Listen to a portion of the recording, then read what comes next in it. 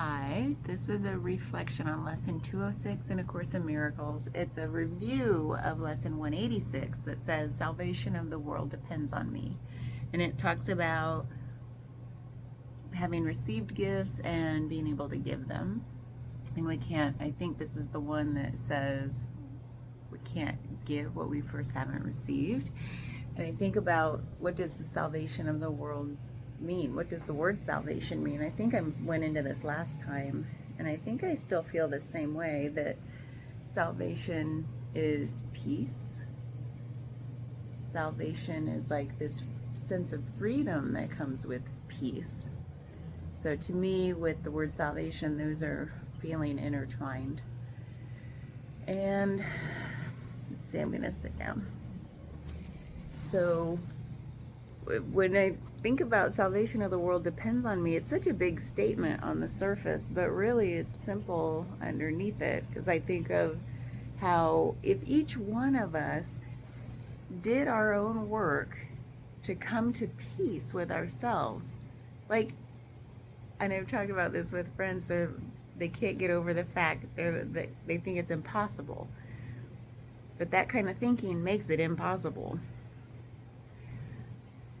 This idea that each one of us working on ourselves can bring about that sense of peace. It's not by looking outside. It's definitely not by looking outside and saying, there's no peace out there. How can I feel peace in here when there's no peace out there? So isn't that funny? But and if we can do the work ourselves, whether that's just like meditation, shadow work, self-inquiry, whatever it takes to bring peace to yourself, because everybody has a different path and a different story and a different history, whether it's based in trauma or the idyllic, life. We've all got something that still needs worked on to feel peace, that freedom that comes with deep sense of peace.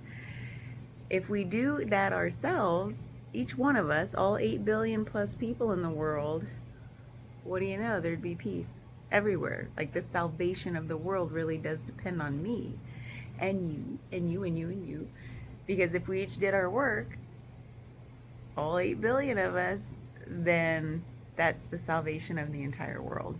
So I have to do my part, you have to do your part, they have to do their part. And so it can be as simple as that. And then some people, like when I was talking with my friend, were like almost like it does not compute. And I get it. I used to feel that way. Part of me, if I dwell in that, is like, well, okay, not in my lifetime. I can pretty much guarantee that just by the way things are going. But who knows? But that's not going to make me not seek peace, because I've already come to an understanding that it's not by looking out there that I find peace. It's actually by tuning out the out there. Logging off of social media. Stop reading the headlines.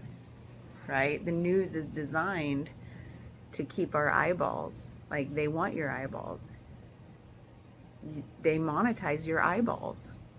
We are monetized. The greatest thing we have is our attention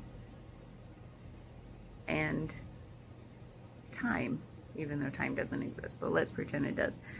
This idea of attention, that's what they're monetizing. Your eyeballs, your ears, that attention outward. That's why all these headlines, everything is designed to draw you in. That's why I check out. That's why it doesn't mean anything to me. If I want to know the truth of something, I dig and then figure out how I feel about it. So that's been my journey toward peace. First step was tuning out all that awful noise, because that's all it is. It's designed to stir us up. It's designed to monetize us. Like, we're the product. So anyway, that's what I think about with this lesson, is that it really does, what's that word? Solidify. It really galvanizes. Maybe that's the word. This really big knowing that peace starts within. It can only come from within, because it's certainly not going to come at me and hit me from all the noise out there.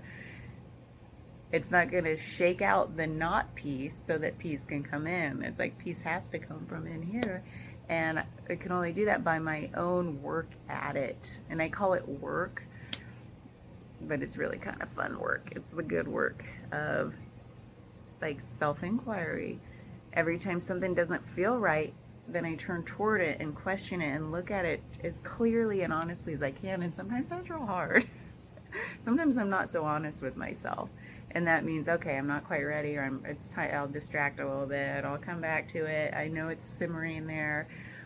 But the more I can keep coming back, turning inward, to really look honestly at these icky feelings I have, and try to understand myself more and more and more, and like how to let those float on by, release, whatever it is for each particular one. The more I can do that, the more peace comes. And so that's what I got with this lesson. Thanks, bye.